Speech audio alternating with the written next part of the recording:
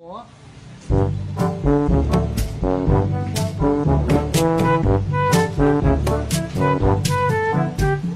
Kyrie Low po natin, sir, is nandoon po siya sa aming page. Tignan nyo na lamang po sa aming page.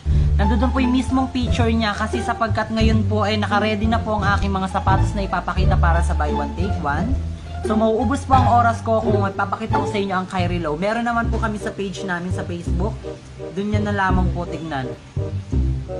Sir, kung wala kayong magandang sasabihin, wag na po kayong mag-comment, sir ha. Sir Andre Cedric Adolfo. Kung hindi naman po related sa amin yung itatanong nyo, wag nyo na pong itanong. Baka po yampas ko lang sa inyo yung hollow block na hinahanap nyo. Igigil may kilay ko ngayon, sir.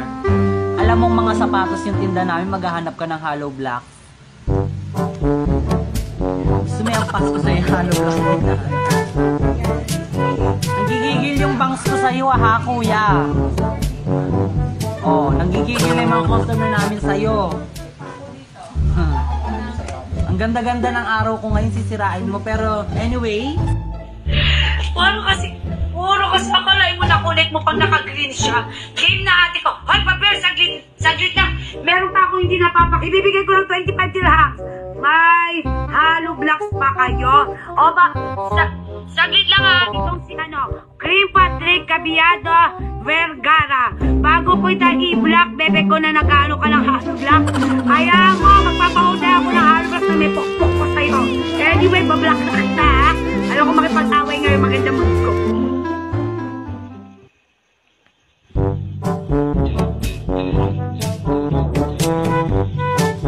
George, may kaldero po tayo. Pag sinalang ko po, bilhin niyo po. Pabot nga ng kaldero po sa kusina. Pabot ng kaldero sa kusina. Sir Kirk, pabili na lang po. Kung gusto niyo ng kaldero po natin, galing Japan. Si Sir Kirk, ito lang po yung kaldero natin. Yan po. May kaldero po tayo.